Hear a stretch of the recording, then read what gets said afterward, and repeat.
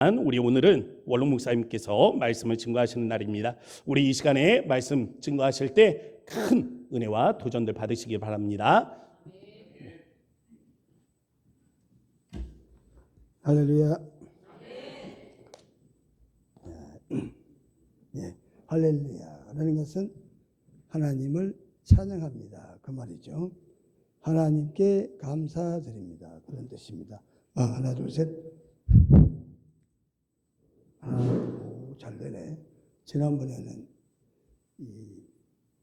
무슨 마이크가 모뎀이 저쪽가 있어가지고 잘 안 돼가지고 꼭 제가 잔소리 하려는 게 아니라 우리가 쉽게 기도하시다가 보면 죽을 뻔한 우리를 살리시고 이렇게 기도를 하시는데 사실은 성경 그렇게 말하고 있지 않습니다. 죽었던 우리입니다. 벌써 에덴 동산부터 우리 영혼은 죽었다. 할렐루야. 에스겔 골짜기에 뼈들에게 생기가 들어가지고 군대가 됐다는 것은 성령께서 우리에게 생기를 불어넣어서 살았지. 에베소서 2장 1절에 허물과 제가 이가 지금 나이도 얼마 안 되는데 이가 지금 위에 이를 어금니까지 합쳐 5개를 뺐어요. 그리고 임플란트를 심으려고 준비하고 있는데 그래서 이 임시 치아를 넣은 거라. 그러다 보니까 발음이 좀 정확 안 한데 오늘 설교를 하지 말아야 되나 막 그런 생각을 해보다가 그래도 맡은 일이니까 또 감당해야 안 되겠나. 석 달 내지 넉 달 만에 오는데 그것도 이래저래 핑계 대면 되겠나. 그래서 하는데 귀를 잘 기울이셔야 제 설교를 듣습니다. 안 그래도 경상도 사투리에다가 또 이까지 시원찮아가지고 소리가 새고 있으니 잘 안 들으시면은 오늘 여러분 잠이 와가지고 힘드실 겁니다. 허물과 죄로 죽었던 과거 완료야. 우리는 벌써 죽었어. 예? 우리의 영은 죽었단 말이에요. 근데 하나님이 우리를 긍휼히 보사 성령을 보내가지고 살려주셨다 이 말이라. 이게 장로교 조직신학이라. 예? 이게 구원론의 첫 번째 조건이라. 우리는 그런데도 불구하고 우리는 죽을 뻔했는데 살려줬다. 이거는 우리 입장하고는 전혀 안 맞다 이 말이죠. 기도하실 때 참고하셔야 돼요. 회중 중에는 신학을 하신 분도 있고 성경을 좀 하신 분들이 떡 돌아 듣고는 이놈의 교회가 장로교인가 아니면은 오순절 계통의 교회인가 헷갈립니다. 또 한 가지 제가 부탁을 드리는데 제가 설교를 하고 난 다음에 반응이 어떤 분이 저한테 와서 목사님 오늘 은혜를 받고 절대 그런 말 하지 마세요. 제가 그러면 쫓겨납니다. 그러니까 설교를 들으시고는 입을 다물어야 돼요. 여기에 담임 목사는 전 목사님이라. 내가 담임 목사가 아니라. 그러니까 제가 될 수 있으면 설교를 좀 낮추고 올라가는 노력을 하는데 설교를 듣고 난 다음에 어떤 분들은 간혹 아이고 은혜 많이 받았습니다. 나 뜨겁잖아요. 제가 여기 그러면 다음부터 설교 못해요 제가. 예? 우리는 전체가 다 전 목사님 설교 잘하신다. 할렐루야. 만나는 사람들에게 그렇게 이야기를 해야 돼요. 예? 그래야 되지. 만에 하나 오늘 또 이제 식사하게 될 때 와가지고 또 그러면 안 된다 이 말이에요. 그러면 하지 마서. 그렇지도 않겠지만 늙어 빠진 사람이 설교해가지고 젊은 사람 따라가겠어요. 5월달 마지막 날을 맞이해서 우리 개척한 지 창립 31주년이 됐는데 여러분들이 우리 교회 창립이 어떻게 됐는지 아시는 분도 있고 모르시는 분이 있어가지고 간단하게 제가 우리 교회가 어떻게 해서 창립이 됐는지는 아실 필요가 있죠. 여러분들이 앞으로 계속 신앙생활 하셔야 되니까.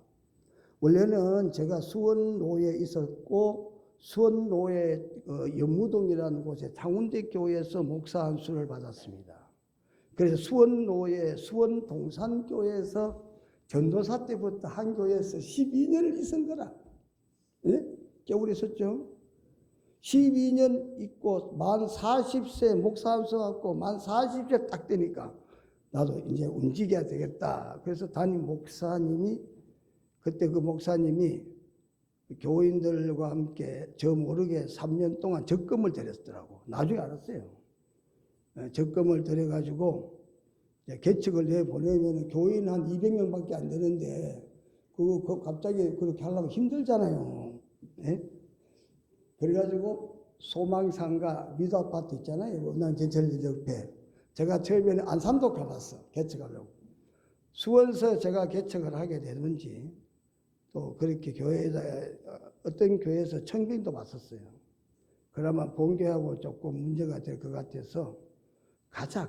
어차피 뭐 목회는 혼자 하는 거다. 뭐 그래가지고는 안산도 가보고 분당도 가보고 고양시에 왔어요. 그래서 미도 아파트 지하실에 개척을 했는데 그때 전세 5천만 원을 그 수원 동산교에서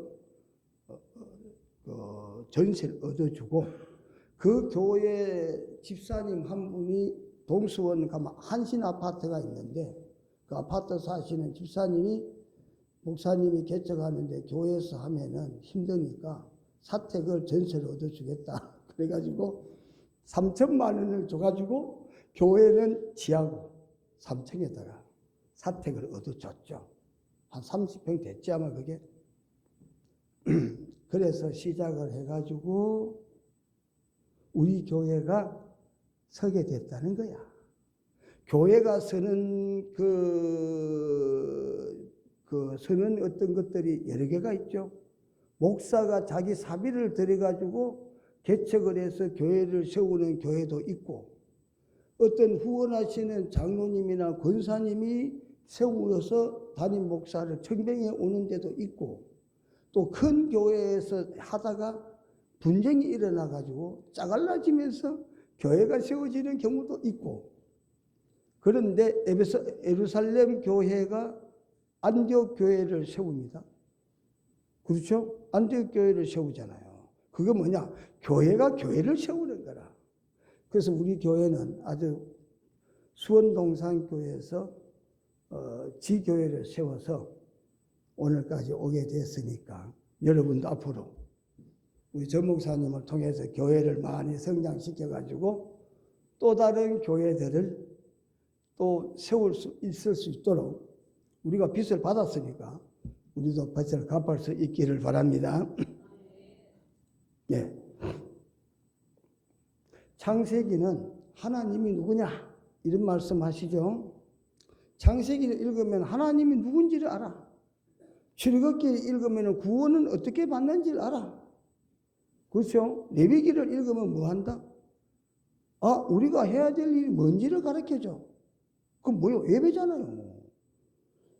레위기 1장 1절에 여호와께서 모세에게 이르시되 어디서? 회막에서 이렇게 나옵니다.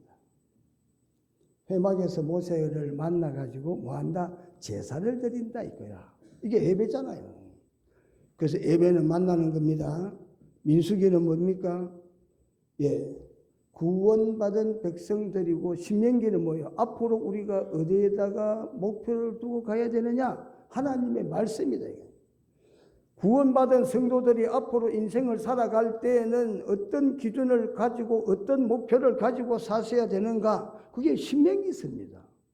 여러분, 신명기에는 말씀을 2번 했다는 거 아니에요? 얼마나 중요하면 시내산의 말씀을 2번씩이나 강조하지 않습니까?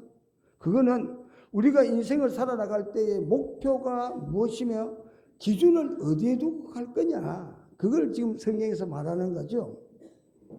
그런데 그런 중요한 인생의 기준이 되고 내비게이션이 되는 하나님의 말씀을 우리가 수박 그달기식으로 봐서는 안 되지 않느냐 이 말입니다. 예? 오늘 본문 말씀의 제목을 저는 수박 그달기라 그랬습니다. 옛날에 소경 6명이 큰 코끼리를 만지게 됐다. 이야기 좀 아시는 분 알죠? 코끼리를 만지게 됐는데 다리를 만진 소경은 야 코끼리가 어떠냐 물으니까 뭐 기둥 같다. 뭐 코끼리가 크잖아요. 다리를 만져보니 기둥 같아. 예. 그 다음에 또 코끼리를 만지는데 귀를 만진 사람은 큰 부채와 같다. 또 배를 만져보니까 야, 큰 항아리 같다. 예? 상아를 만져보니까 웬 무 같다. 예? 자신이 앞을 보지 못하니 만져본 근거로 해서 코끼리가 이것이다 주장하는 것이 바로 수박 그달기 시기로 한다 이런 뜻이 됩니다. 국어사전에는 본질이나 사물의 본질이나 깊은 내용은 알지 못한 채 그 부분만 건드리는 것을 비유해서 수박 그달기 시기다. 요즘 수박 참 맛있죠? 예. 그 단 수박이 속에 들어있는데 겉을 아무리 핥아봐야 그 맛있는 수박을 어떻게 알 수가 있겠어요? 성경을 그렇게 보아서는 안 되지 않느냐라는 겁니다. 그런데도 불구하고 우리는 성경을 수박 그달기로 볼 때가 많다 이 말이죠. 수박 그달기 식으로 성경을 보고 성경을 해석하면 그에 따라서는 오류로 볼 수도 있고 중요한 무력, 핵심을 놓칠 수가 있다 이 말이에요. 핵심을 놓칠 수가 있다는 겁니다. 뿐만 아니라 우리가 성경을 수박 그달기 식으로 보면 어떻게 인간 중심으로 성경을 해석할 수가 있다는 거예요. 성경은 저는 양면으로 봐야 된다 이렇게 봅니다. 성경은 마치 신약과 구약이 있듯이 성경은 우리들에게 하나님이 주실 때에 성경은 우리가 우리 편에서도 해석을 해야 되지만 동일한 내용을 가지고 하나님 편에서도 생각을 해야 된다는 거라. 묵상을 해야 된다는 거예요. 예? 구하라 찾아라. 예를 들면 구하라 찾아라. 우리가 기도하면 하나님이 응답해 주신다. 그거는 구하는 기도가 있고 찾는 기도가 있는 게 아니라 믿음을 가져야 된다. 기도하는 사람은 믿음을 갖고 기도하면 반드시 하나님이 들어주신다. 맞아요. 그렇죠. 그럼 구하는 기도 찾는 기도 해가지고 뭐 응답받아 뭐하냐 이거죠. 이런 어떤 이 성경에 대해서는 성령의 감동으로 베드로전서 1장 21절에 성경은 성령의 감동으로 썼다 그랬죠. 그러니까 이거 인간 중심으로 쓴 게 아니거든요.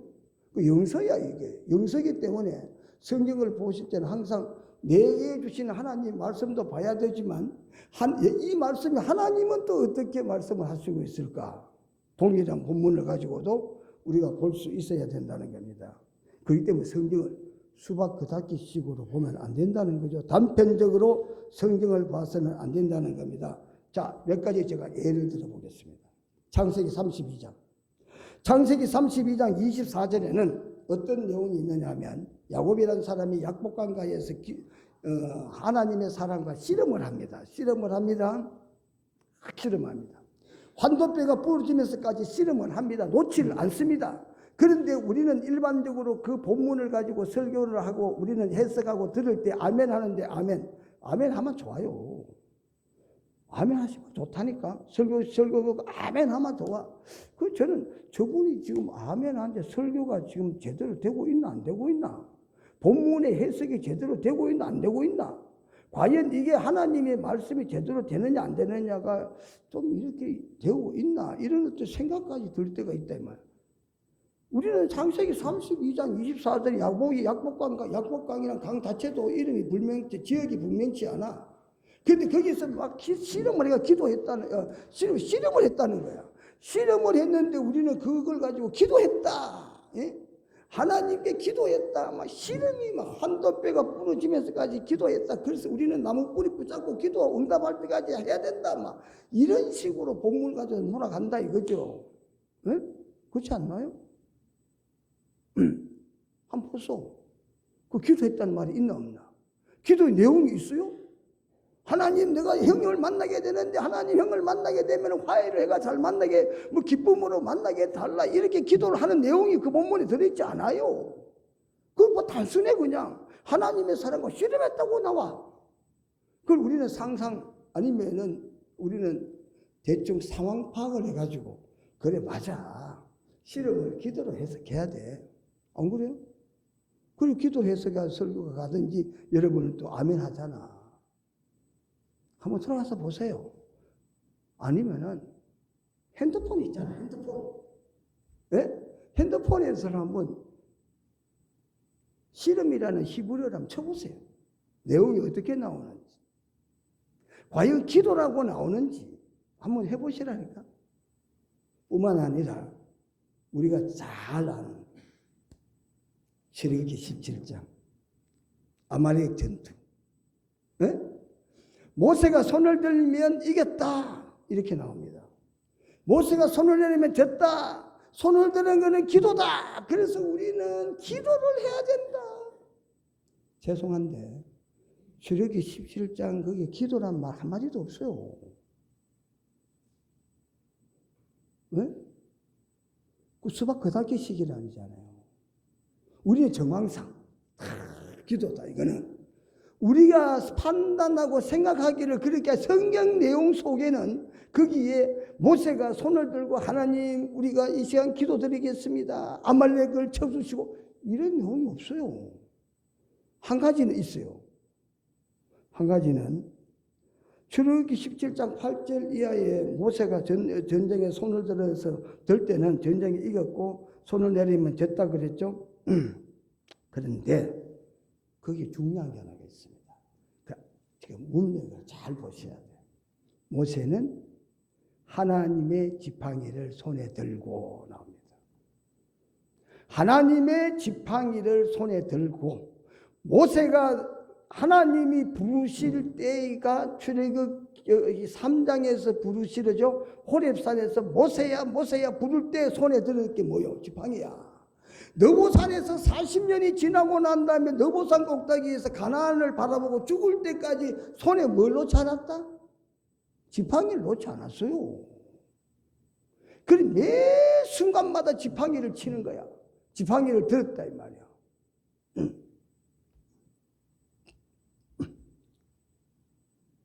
모세가 출애굽기 3장 11절에 하나님께서 모세에게 모세야, 너 빨리 가서 백성들 구해와라 이렇게 말씀했습니다. 이때에 내 백성을 구해오라고 했을 때 모세는 아니 내가 어떻게? 아니 내가 살인자한테 도망을 나왔는데 내가 어떻게 다시 가서 내 백성을 구해올 수가 있겠습니까? 나는 갈 수가 없습니다. 이렇게 이야기를 하죠. 모세가 놀랍고 두려워서 주저를 했다 그랬습니다. 그의 대답은 내가 누굽니까? 나는 아무것도 아닌 지금 여기에서 지금 목동으로 있지 않습니까? 내가 어떻게 바로에게 가서 이스라엘 사람들을 내게 붙여가지고 애굽에서 나오게 해라 이렇게 말할 수가 있겠습니까? 출애굽기 3장 11절 말씀이 그게 모세의 고백입니다. 이때 하나님께서 내가 정녕 너와 함께 하겠다라고 12절에 말씀을 하시죠. 또 모세가 또 주저합니다. 또 가라 가네 또 주저합니다.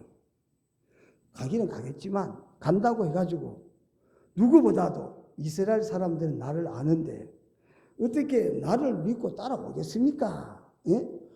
애굽 왕이 보내준다 그래도 만약에 이스라엘 사람이 나를 믿고 어떻게 따라오겠냐 이렇게 하면서 또 주저를 합니다. 3장 14절에 있어요. 이때 하나님 말씀하십니다. 4장 1절에 그때 하나님은 내 손에 있는 것이 무엇이냐라고 물었습니다. 내 손에요? 지팡이입니다. 이렇게 이야기를 합니다. 그것을 땅에 던져라. 던졌어. 뱀이 됐습니다. 그 하나님 또 말씀하십니다. 그거를 잡아라. 그랬더니만 뱀을 잡으니까 또 그것이 지팡이가 또 됐습니다. 이 지팡이가 내가 너와 함께하는 증거다. 이게 출애굽기 4장 1절 이하에 나옵니다. 다시 말하면 아말렉 전투에서 모세가 하나님의 능력의 지팡이를 들고 손을 들었을 때에 하나님이 전쟁을 이기게 했다라는 거야. 왜? 능력은 하나님의 능력을 상징하는, 지팡이는 하나님의 능력을 상징하는 거기 때문에, 그래서 홍해를 치면 홍해가 갈라져. 무리와 반석을 치면 무리와 반석이 갈라졌잖아요. 예? 그래서 그는요, 부를 때부터 마지막 운명할 때까지 40년 동안 모세는 지팡이를 놓지 않습니다. 왜? 하나님의 능력이라. 그런데 우리는 여전히 모세가 아말렉과의 전투에 손을 드는 것은 기도를 했다. 뭐 틀린 건 아니에요. 그러나 핵심적인 내용은 과연 아니다 이 말이에요. 그렇게 수박 끄달기식이 된다는 겁니다. 그래서 성경은 우리들에게 이렇게 이야기를 하고 있습니다. 사도행전 17장 11절에 베레아에 있는 사람들은 데살로니가에 있는 사람들보다 더 너그러웠어. 간절한 마음으로 말씀을 받고 이것이 그러한가 하여 날마다 성경을 상고함으로 이렇게 나옵니다. 베레아 성도들은 데살로니가 성도들보다는 신사적이다 이렇게 말한 건, 너그럽다, 신사적이다, 너그럽다. 그 너그럽다는 말은 뭐냐? 편견이 없다는 이야기라.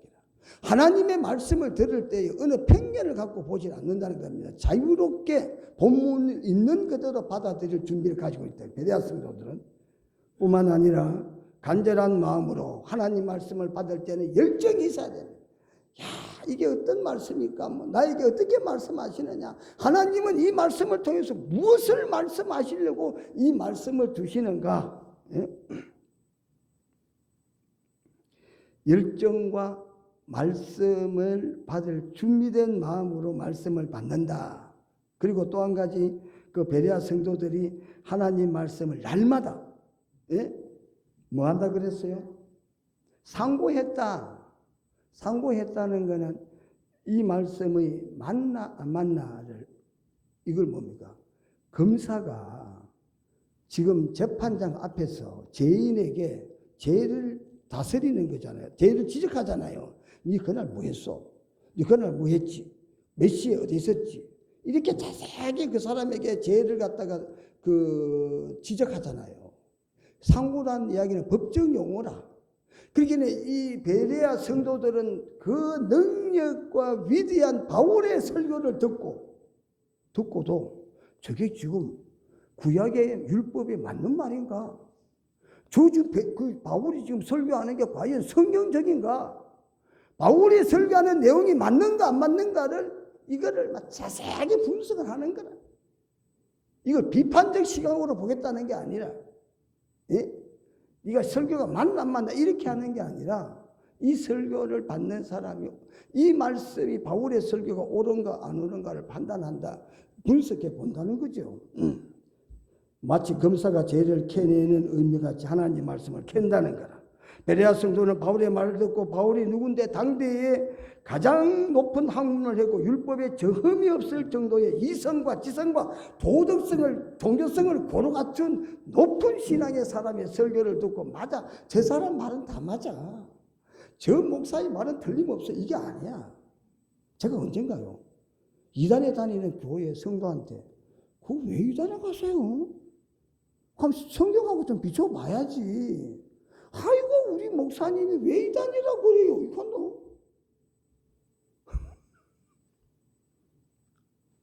아니, 이단이라 할 때는 신학자들이 판단을 내렸을 거 아니에요. 그렇잖아요. 아무한테는 이단이라 그러지 않아요. 이단 근거가 있어야 이단이라 그러는 거지. 그러면 그거에 맞아, 한번 연구해 봐야 되겠네. 한번 오늘 베레아 성도들 같이 한번 상고해 봐야 되겠네. 맞나 안 맞나를 봐야 되겠네. 그러면 성경을 봐야 되지 않나요? 예? 베레아 성도들은 세상의 지식을 배설물로 여기고 하나님의 말씀에 토를 달지 말고 순종하는 신앙이 옳다 이렇게 말하지 않고 있다는 겁니다. 도리어 하나님의 말씀이 과연 그런가 하여 따지고 캐묻고 하는 이유는 하나님 말씀을 바로 배우려는 자세를 가졌다는 것입니다. 바른 신앙을 가져야 된다 이럽니다. 사랑하는 성도 여러분, 우리가 하나님 말씀을 들으시면은 여러분 갖고 있는 스마트폰에는 어마어마한 정보가 들어있습니다. 예? 그리고 이 말씀을 한번 보시고, 그리고 또 스마트폰에서 보시면 아마 무릎을 칠 때가 많이 있을 겁니다. 이 말씀이구나. 예? 그렇게 하면서 자기의 신앙을 굳게 세우는 거라. 그냥 듣는 거 하고 시청각으로 우리가 받아들이는 거 하고는 그 신앙의 깊이와 믿음이 하늘과 땅 차 있어요. 그렇잖아요. 내가 그 말을 갖다가 내가 그 말씀을 연구해보고, 그리고 그 말씀에 대해서 성경을 찾아보고, 그리고 그 말씀에 대해서 성경은 또 뭐라고 말하는지 분석해가지고 그걸 내가 받아들인다고 한다면 이것은 구약에만, 그 외에도 우사가 낙원의 타작마당에서 죽었다 이렇게 나옵니다. 오늘 시간이 없어서 그런 건수들 다 말씀 못 드려요. 우리는 또 쉽게 이야기합니다. 벗개를 제사장이 매야 되는데 수레에 실었다. 딱 한 가지. 그것 때문에 우사가 죽었다. 그러면 베스메스 암소가 2마리가 벗개를 싣고 베스메스로 갔는데 왜 안 죽었죠? 갈 때는 그대로 갔잖아. 상수 끝까지. 갔잖아. 가서 물론 제사를 지냈죠. 그때는 왜 갔어요? 목적지까지. 그러니까 우사라는 그 이름을 우리가 그 사전을 보면 우사는 하나님이 인간의 교만과 근의를 꺾다 이렇게 딱 나오는 거라. 우사 이름의 뜻이. 지금 그 사건 속에는 인간의 권위와 교만이 들어있다는 이야기죠. 예? 그래서 그 벗개가 움직이게 되고 우사가 죽게 된다는 거예요. 신약성경에도 우리는 쉽게 수박 끄닫기 식으로 성경을 볼 때가 있습니다. 그게 오늘 30절의 말씀이에요. 그러나 먼저 된 사람이 나중되고 나중된 사람이 먼저 된다. 우리는 이 말씀도 쉽게 생각하십니다. 뭐라고? 먼저 예수를 잘 믿었지만은 시간이 지나면서 그만 예수를 잘 안 믿은 사람은 지옥 간다. 그죠? 네? 잘 살던 사람이 나중에는 잘못 살게 될 수도 있다. 이렇게 해석하는 기라. 네? 근데 이 본문하고는 전혀 다르거든, 그게. 긴장하지 마있어. 왜 그렇게 긴장하십니까? 한번 제가 하는 말이 틀린지 안 틀린지를 한번 찾아보이소. 집에 가서. 찾아보이소. 먼저 된 사람이 나중되고 나중된 사람이 먼저 된다. 반대로 20장 16절 가면 나중된 사람이 먼저 되고, 예? 나중된 사람이 고마 바뀌어. 똑같은 말인데 고마 딱 바뀌어. 두 번 나옵니다. 뭐요? 19장에서 우리가 하나님 말씀을 보실 때에 먼저 된 사람이 나중된다는 말씀을 좀 더 깊이 아시기 위해서는 20장 1절에서부터 16절까지를 또 읽어야 우리가 이 말씀을 자세히 알 수가 있다는 이야기죠. 성경에 이 먼저 된 사람이 나중되고 단순하게 먼저 됐다, 예수 잘 믿다가 나중에는 잘 안 믿다가 지옥 갔다, 이렇게 해석해서는 이 본문하고는 전혀 거리상을 안 맞다는 말씀이 됩니다. 사랑하는 성도 여러분, 오늘 본문의 말씀은 공간복음에 다 나옵니다. 공간복음에 다 나와요. 마태, 마가, 누가에 나옵니다.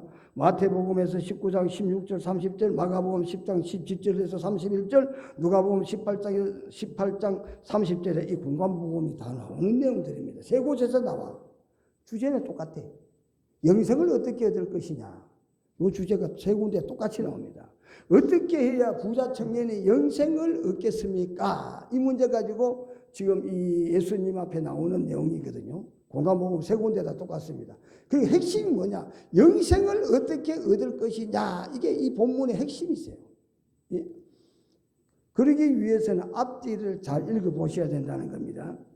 우리는 인지를 해야 돼. 이 본문을 여러분들이 해석을 하시고 여러분들이 이해를 하시기 위해서는 오늘 이 부자 청년 관원, 누가 보면 관원이라고 말했어요. 관원이 예수님 앞에 나와서 어떻게 해야 내가 영생을 얻을 수 있느냐, 내가 어떻게 해야 구원을 받을 수가 있느냐, 요 문제를 가지고 나왔다는 이야기. 요 문제가 핵심이기 때문에 이 문제가 여러분이 머릿속에 떠나면 자꾸 이게 잘못된 해석으로 가기 때문에 이걸 가지고 본문을 계속 봐야 된다는 겁니다.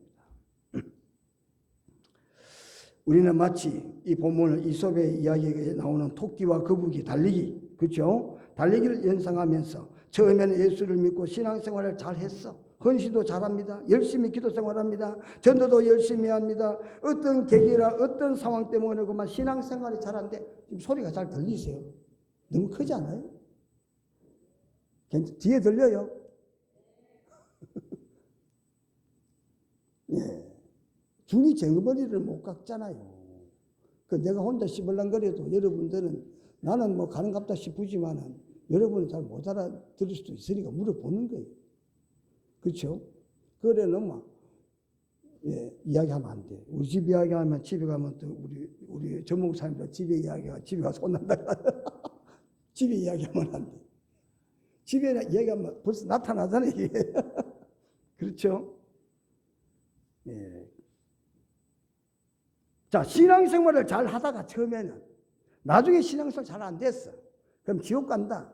이게 처음 된 자가 먼저 되고 처음 된 자가 나중 된다. 이렇게 해석을 하면 안 된다 이 말. 물론 그것도 뭐 100% 아마 틀렸다는 말은 아니지만 이 영생 얻는 데 대해서는 핵심이 아니다 이 말입니다. 영생을 어떻게 얻느냐라는 이 질문에 대해서는 두 가지 사건과 한 가지 예화를 한 가지의 비유를 우리가 잘 이해를 하셔야, 그러니까 19장과 20장을 잘 읽어보시고 이해를 하셔야 야, 이 말이 그 말이었다는 것을 우리가 이 본문을 통해서 예수님이 그래서 이 말씀을 하시는구나 알 수가 있습니다. 자, 과연 예수님은 이 말씀이 이솝의 이야기에 나오는 토끼와 거북이 같은 의미로 먼저 된 자가 나중 된다 이렇게 이야기를 하셨을까? 자, 이런 이야기를 듣습니다. 부자가 예수님 내가 어떻게 영생을 얻겠습니까? 라고 할 때 네 가진 거 있잖아. 그 다른 사람 다 나누어 주고 날 따라와 할 때 근심 어린 얼굴로 돌아갔다 그랬죠. 돌아갔습니다. 부자 청년도 처음에 속하는 사람이에요. 그래 베드로가 있다가 나는 다르다는 거야. 베드로는 다르잖아요.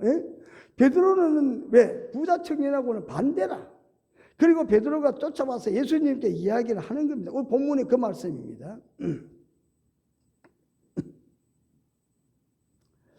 베드로가 이야기를 하는 거죠. 의기양양하게 부자 청년이 근심해서 돌아가는 걸 바라보고 예수님 우리는 다르지 않습니까? 우리는 예수님을 따를 때에 그물을 버려두고 따랐잖아요.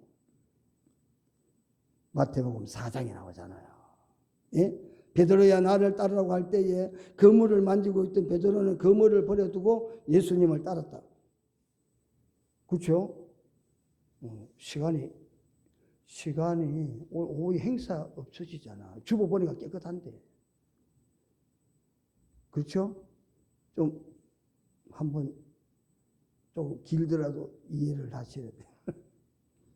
예? 오늘 주보에 뭐 2부 뭐 여전도회 남전도회 같은 게 없잖아. 그죠? 그러니까 느슨하게 좀 앉아 계시면 앞으로 찬양도 불러야 되는데 불안해하지 마서. 네. 나는 예수님께 베드로는 배도 버리고 가정도 버리고 예수님을 따랐지 않습니까? 마태복음 4장에 나오죠. 그럴 때 예수님이 버리고 따르는 베드로에게 야, 니 참 잘했다. 너는 참 믿음 좋다. 이런 이야기는 전혀 안 했습니다. 왜 안 했을까? 마태복음 4장에 베드로를 부르는데 내 같으면 뭐 주의를 그렇게 열심히 해서 대단하시네요. 여러분 어떤 집사님이 이런 큰일 했습니다. 그렇죠. 이거 광고해야 되는 거 아니에요? 이거? 뿐만 아니라 조금 더 가니까 야고보와 요한이란 사람은 어떻게 했다고요?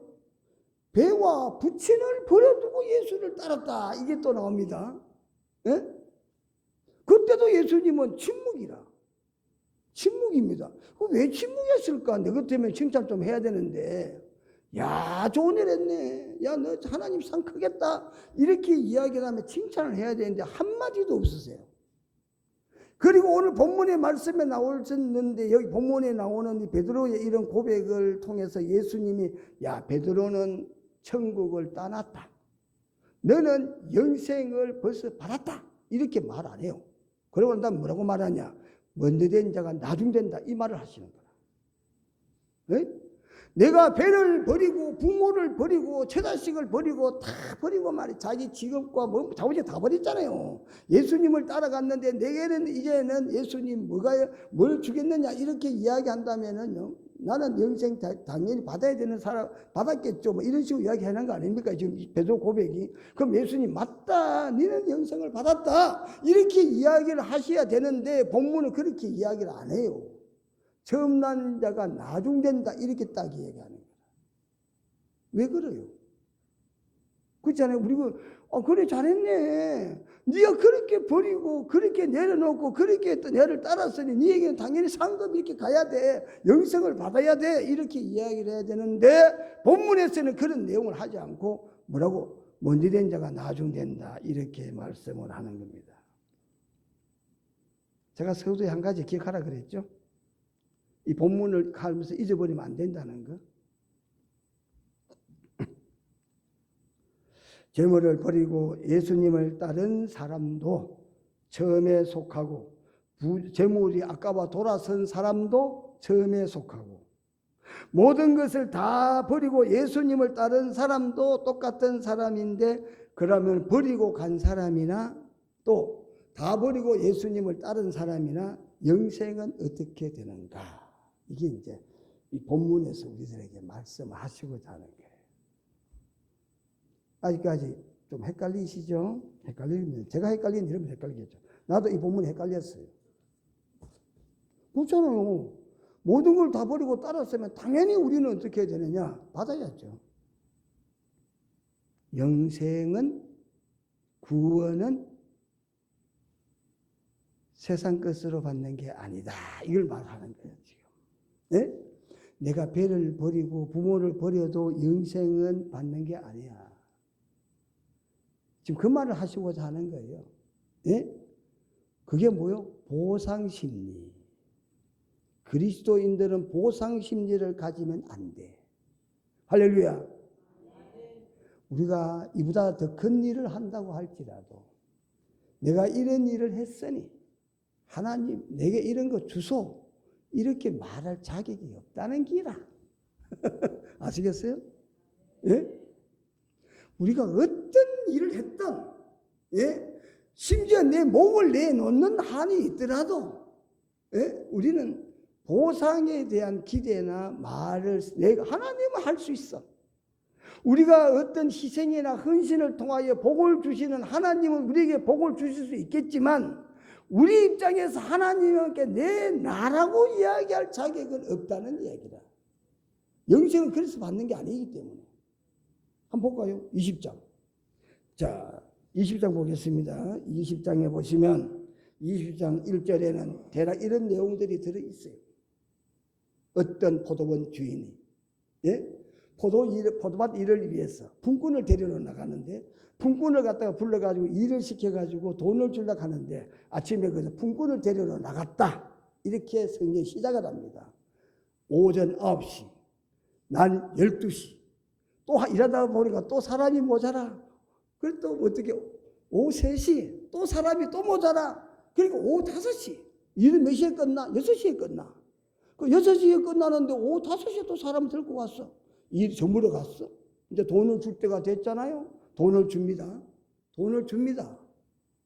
사람들 모아놓고 오늘 하루 동안 수고 많이 했습니다. 그리고는 제일 나중에 온 사람들부터 돈을 주기 시작하는 거야.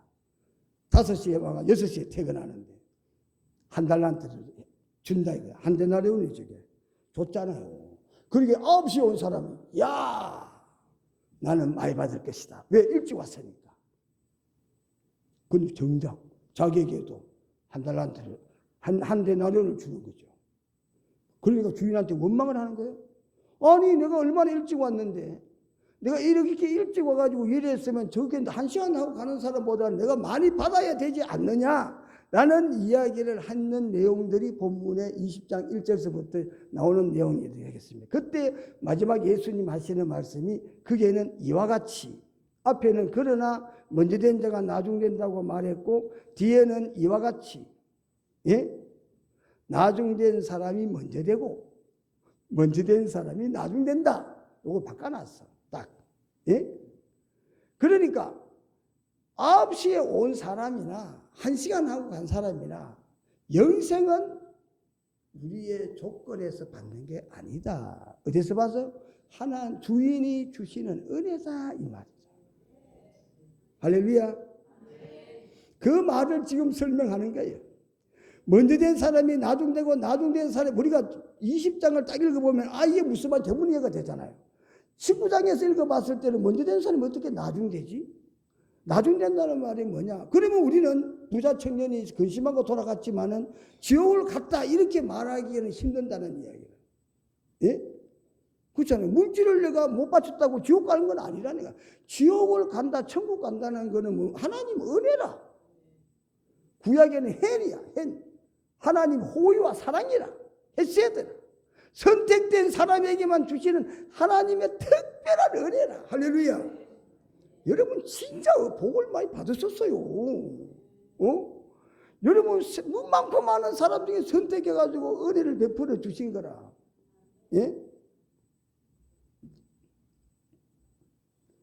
신약에는 카리스라고 하는 거야. 은혜가. 아시잖아. 값없이 주시는 하나님의 선물. 그렇게 하잖아요. 하나님이 은혜를 값없이 주는 그걸 은혜라 그러잖아. 에베소서 2장 8절 너희는 그 은혜에 의하여 믿음으로 말미암아 구원을 받았으니 이것이 너희에게서 난 것이 아니요 하나님의 선물이다. 구원과 영생은 은혜로 받는 거지 우리가 무슨 일을 했고 상대적인 조건을 가지고 받는 게 아니라는 사실입니다. 택자들에게 베푸시는 하나님의 은혜, 영생은 은혜로 받기 때문에 우리는 하나님께 어떤 일을 하더라도 대가를 요구할 수가 없다는 거다. 그 신약에는 예수님이 말씀하실 때마다 너희가 오른손이 하는 걸 왼손이 모르게 해라. 그러면 땅에서 복을 받는다. 이렇게 말하지 않아요. 하늘의 상이 클 것이다. 이렇게 말하요. 그렇죠? 그러니까 우리는 보상 심리를 가지고 신앙생활 하시면은 안 된다 이 말입니다. 베드로와 같이 모든 것을 버려도 구원은 받을 수가 없고 부자 청년도 우리가 은혜가 임하면 그도 구원을 받을 수 있다는 것으로 먼저 된 사람이 나중 된다 이렇게 말합니다. 여러분 신앙생활에 있어서 우리가 이 땅에 살아간 모든 것들이 다 뭐 때문이죠? 하나님의 은혜다. 우리가 영생도 하나님의 은혜지만 이 땅에 살아가는 모든 삶 속에는 하나님의 은혜로 살아가고 있다. 이 믿음을 갖고 사시길 바랍니다. 손경민 목사라는 사람이 지은 은혜라는 찬양이 있어요. 한번 불러볼까요? 자, 이거 부르고 이제 마치겠습니다. 은혜.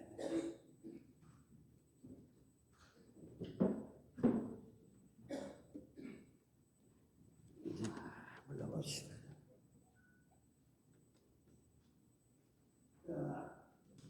감정과 지성과 의지가 있는데 감정이 믿는 사람은 풍부해야 된다. 예수님의 사랑이 가슴에 뜨거워서 넘쳐야 돼. 냉랭하면 안 돼. 죽은 사람이라. 할렐루야. 가슴이 뜨거워야 됩니다.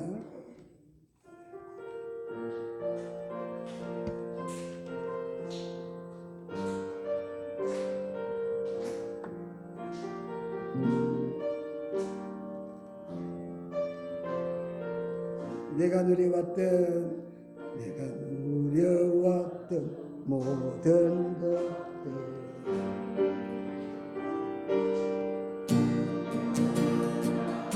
이런 모든 것 내가 걸어왔던 모든 것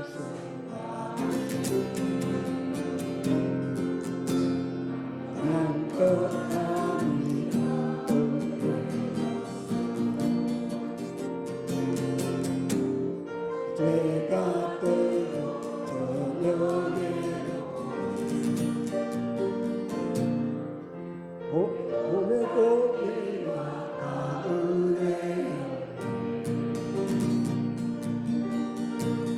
그냥 계절의 모든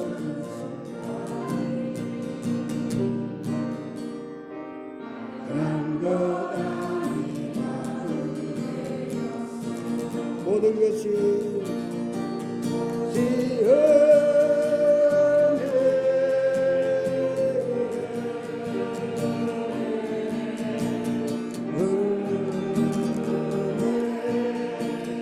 하는 놈들의 내 삶에 당연한 것 하나도 없었던 것을 모든 것이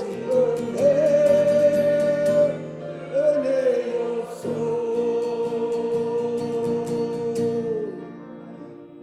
이대로 나 사는 나의 결과 지금까지 숨을 쉬며 살며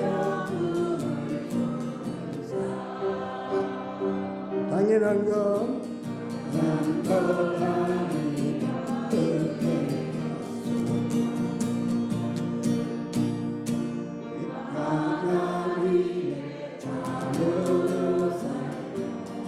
오늘 찬양하고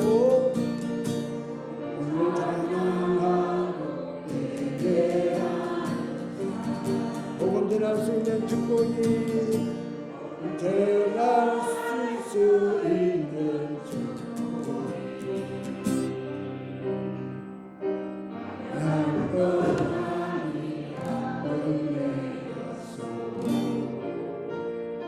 된 것이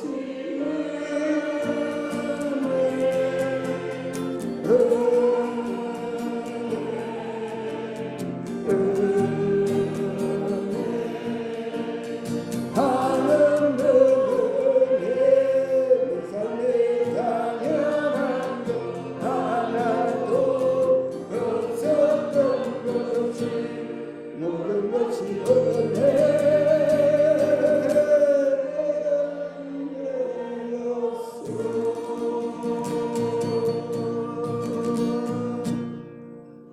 하나님하고 마치도록 하겠습니다. 하도 많이 부르신다 그래서 나도 한번 불러봤어요.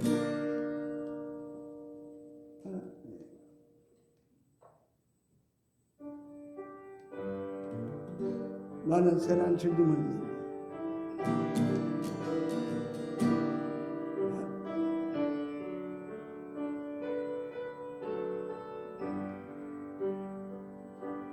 나 영혼 롭다 해도 나는 선한 주님을 믿네. 세상 유파 속에 있어도 나를 인도하시는 할렐루야. 곳에서 나를 항상 따오시는 주 나의 날만 막하여도 나는 선한 주님을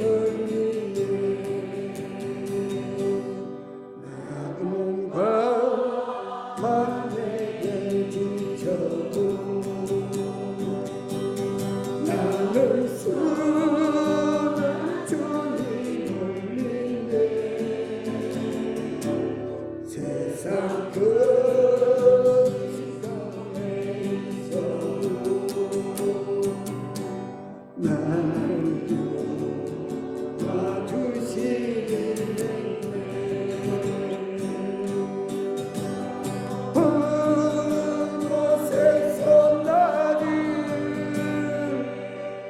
항상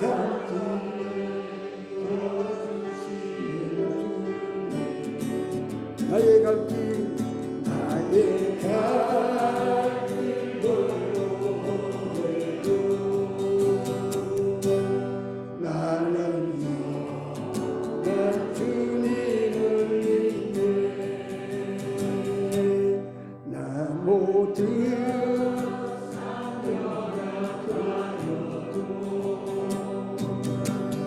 나는 순한 주님을 믿네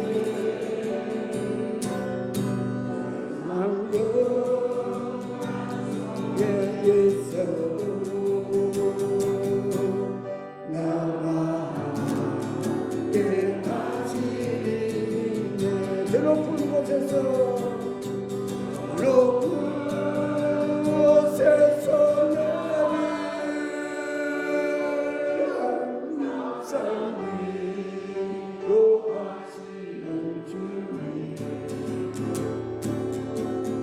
예 가질 곳에 올라고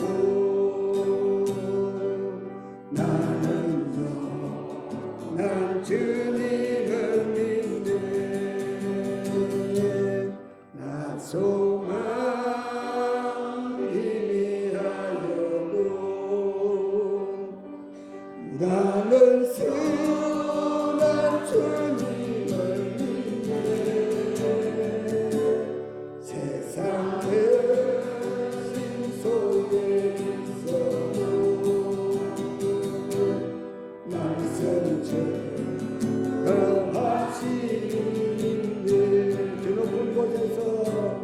저 높은 곳에서 나를 항상 평강 주시는 주 나의 가길을 지키소서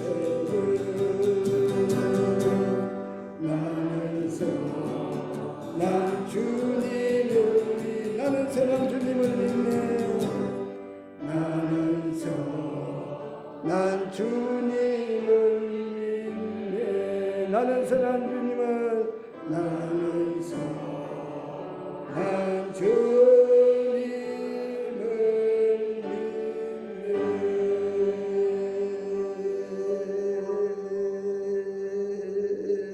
할렐루야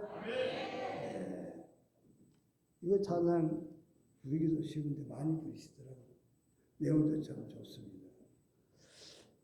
기타를 매일 치다가 보니까 잘 치도 못하지만 어쩔 수 없이 예배 때 이 잭이 구멍이 막 워낙 뺐다 박았다 가지고 흘러가지고 접촉이 잘 안 되는 것 같아요. 접촉이 좀 이제 되네 또 되는데 또 한번 불러야 되겠는데 그냥 시간 관계상 못 부르겠습니다.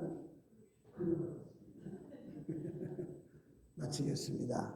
여러분, 우리가 은혜로 살아가고 있다. 이 사건 하나만큼은 여러분 잊지를 마시고 우리가 죽도록 충성하더라 한다 할지라도 우리는 하나님 앞에 우리가 어떤 대가나 보상을 기대해서는 안 된다라는 사실입니다.